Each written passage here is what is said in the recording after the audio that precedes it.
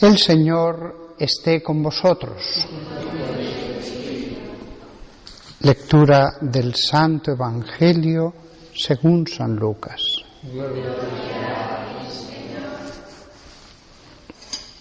En aquel tiempo dijo Jesús al gentío: nadie que ha encendido una lámpara la tapa con una vasija o la mete debajo de la cama, sino que la pone en el candelero para que los que entren vean la luz.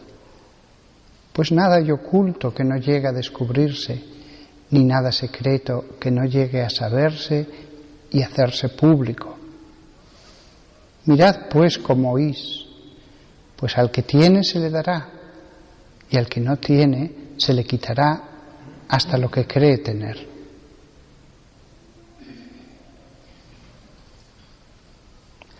Palabra del Señor. Deleantur nostra delicta.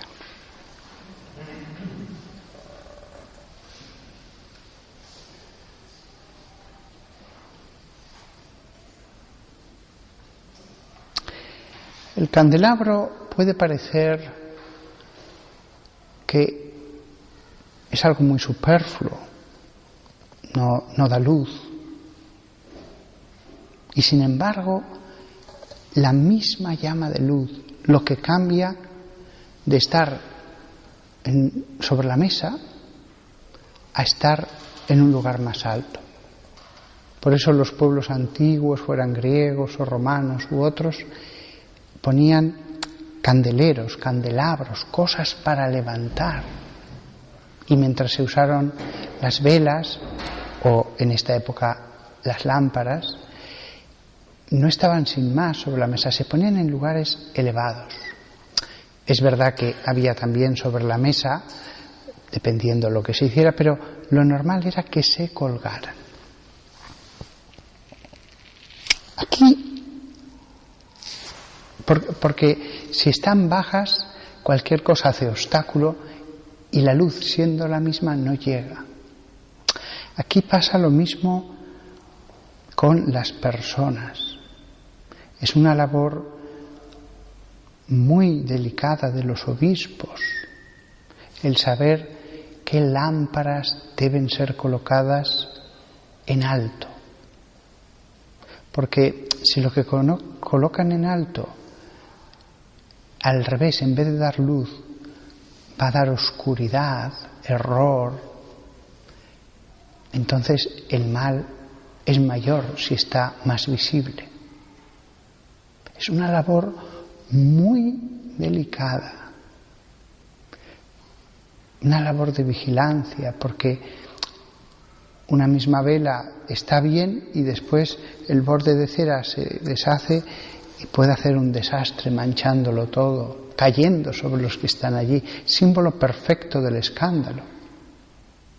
No solamente deja de dar luz, sino que además quema a los que les cayó la cera.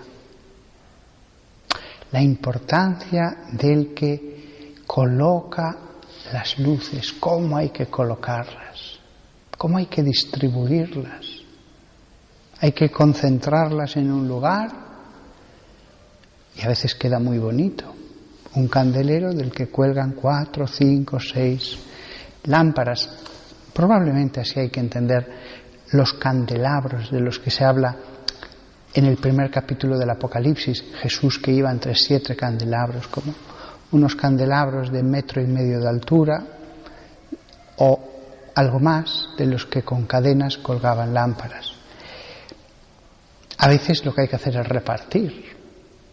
A veces es mejor ponerlo sobre la mesa, dependiendo de lo que uno haga. A veces es mejor que estén sobre la mesa. De hecho, nos consta que a veces se hacía así también. Hay distintos tipos de luces. Para unas cosas es mejor una lámpara, para otras veces es mejor una lámpara metida en un lugar que no la pueda apagar el viento, los faroles que existían en la época de Jesús. Para otras cosas es mejor una antorcha. allí está la labor de los obispos. Hemos visto a veces como para evangelizar unos lugares lo que se hacía era concentrar, poner monasterios con luces admirables pero concentradas y que allí, desde allí se fuera irradiando. Otras veces no, lo mejor es dispersar. La idea de la lámpara da luz acerca de lo que hay que hacer. Ya de por sí la comparación da respuesta. Lo que no se debe hacer es ponerla debajo de una vasija o debajo de la cama. Debajo de una vasija se va a ahogar y cuando se levante va a salir un humo maloliente y realmente huelen mal las velas cuando las tapas. Este es el ejemplo. Hay casos, por las razones que sean, un buen sacerdote no solamente no es puesto en el candelabro siendo la lámpara más adecuada para ello, por su luz, sino que ni siquiera sobre la mesa se le considera dañino o por lo que sea acaba debajo de una vasija. Me acuerdo yo de algún sacerdote que por una de estas situaciones pues se fue amargando cada vez más hasta que se extinguió su luz. Realmente es una labor delicadísima. Es cierto que toda lámpara debe mantener su luz, es cierto. Pero Jesús pone este ejemplo, la vasija, sabiendo que cuando se hace eso, aunque no lo diga aquí, se extingue la luz. Aquí, y permitidme una reflexión, lo lógico y lo natural es que las jerarquías, es decir, las lámparas cuanto más altas, su luz debería ser más pura, más noble, más potente, más perfumada. Hay velas perfumadas también. Lo lógico sería que la jerarquía eclesiástica se correspondiera con la jerarquía de la santidad, de la sabiduría y de la prudencia. Sin tener que elegir, porque realmente hay de todo, para que no tengamos que elegir entre prudencia y santidad, o sabiduría y santidad. Sin ninguna duda, Jesús querría que la jerarquía se correspondiese con el valor de las almas. Porque es lógico que sea el más santo el que dirija a los presbíteros, a los que llevan a la santidad a otros, que sea el más sabio el que dirija a los sabios. Y que si los sacerdotes ya de por sí deben ser personas que han consolidado sus virtudes y tienen un cierto conocimiento de la ciencia de Dios, el que ocupa un lugar eminente entre ellos fuera más. Y si así los obispos, los arzobispos más. Y si así los arzobispos, los cardenales más. Es cierto que hoy día no encontramos los pecados que podía haber en determinados lugares en la época medieval o en la época renacentista o la mundanidad en algunos obispos del siglo XVIII, pero pienso que todavía está por hacer. La Iglesia se ha reformado. La Iglesia que salió de manos de Jesús, como Adán, era perfecto, no tenía ninguna enfermedad. La Iglesia que salió de las manos de Jesús era perfecta. Estaba recién salida de las manos del que la creó, con las personas que Él dispuso. Pero después los defectos humanos fueron entrando. Costó mucho ir purificándola. Y el elemento humano es difícil erradicarlo. Es muy difícil. Es como un fuego que lo apagas y vuelve a surgir en otro lugar y después en otro lugar. Pero pienso que todavía se puede reformar todavía más. Y en ese sentido creo que nunca hay que criticar, nunca. Siempre hay que tener en cuenta la jerarquía no corresponde a la de la santidad. Uno puede ser el presbítero de una comunidad y en la comunidad haber 20 que valen más que él, o 100. Pero también es cierto que, aunque no tenga necesariamente que corresponderse, sí que lo lógico es que el más santo dirija a los santos. Y además, cuando vemos los problemas que ha habido en todas las últimas generaciones en la Iglesia, al final su raíz es la santidad. Un santo no hubiera hecho eso. Es a lo que se puede decir. Hay infinidad de cosas que cuando leemos los libros de historia, pues decimos, ay, ¿por qué sucedió esto? Tenemos el caso del Padre Pío. Se lo puso debajo de una vasija. Él, que precisamente recibió un don visible y que Dios sabe a quién tiene que concedérselo, los hombres no solamente ocultaron el don, sino que incluso al portador del don. Es un caso claro de cómo se cumplieron las palabras que se dice aquí. Él se santificó. El plan de Dios se cumplió para él. Pero ¿qué hubiera hecho el Padre Pío como predicador de otra manera? O quizás como obispo, o como cardenal, aconsejando en los cónclaves, con todos sus dones místicos. ¿Quién podría ser el más adecuado? ¿De dentro del colegio o de fuera? Un cardenal estigmatizado, ¿cómo le hubieran escuchado?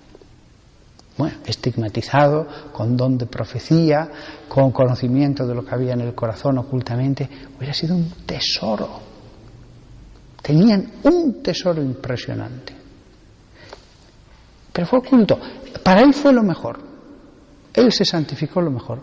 Cuando le llegó la última condena, él estaba medio lloroso y aguantándose todos sus casi rabia, creo recordar en la biografía que leí, además escrita por un protestante.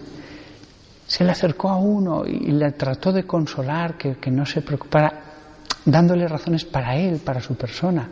Y el Padre Pío le dijo, no entiendes, no es por mí. A él no le importaba lo más mínimo vivir en total reclusión y aislado. Él le dijo, es por los demás. Así que este versículo, tenemos ese ejemplo, hay infinidad de ejemplos. También hay ejemplos de Dios directamente diciendo, yo pongo la lámpara aquí. Eso también. Hay casos, como el caso del cardenal Merry del Val, su padre, con el mejor de los sentimientos, lo quería llevar a un seminario sencillo y pobre, en vez de ir a un seminario de nobles. Él era embajador y su vida hubiera cambiado probablemente del todo, de ir ya, en vez de al seminario de nobles, al otro más oscuro, sencillo. Pero él quería que fuera un buen sacerdote y se acabó, sin ambiciones. Y entonces, con esta anécdota acabo, como ejemplo de cuando Dios coge una lámpara y dice, no, va aquí, punto final. Pues contra la voluntad de Dios no hay nada que hacer. Cardenal Merry del Val, que fue un santo, sus letanías de la humildad son preciosas, que siempre estuvo haciendo el bien allí donde trabajó en el Vaticano, pues fue su padre a visitar al Papa y no recuerdo ahora qué Papa era, pero creo que el anterior a Pío X o el siguiente, no me acuerdo, no, perdón, era antes de Pío X, antes, no recuerdo cuál. Y entonces le dice, pues sí, va a ser sacerdote. Ah, sí. ¿Y a qué seminario va?, preguntó el Papa. Y él le dijo, pues mire, va al seminario irlandés. Y el Papa dijo, un buen seminario, un muy buen rector. Pero él debería ir al seminario de nobles. Todos acababan en puestos mucho mejores. Y él dijo, no, pero ya está decidido que va al seminario de nobles, de irlandés. Y el Papa, pero no es su lugar, él debería... No, ya está hablado santidad. Entonces, al día siguiente, el embajador español, aunque tenga ese apellido extranjero, recibió una nota del Papa, en la cual ponía solamente esto: el niño va al seminario de nobles. Cuando el Papa ordena algo, quiere que se lo obedezca. Y efectivamente, Dios tenía sus planes para ese niño, y sus planes no eran que fuera de párroco a una pequeña iglesia. Y en ese caso, a pesar de todo lo que hizo el padre, no hubo manera. Se cumplió lo que Dios tenía determinado. Que todos nosotros recemos siempre para que se haga la voluntad de Dios a través de los hombres, o para que Dios la haga directamente, que Él pueda hacerla cada vez que así lo estima oportuno.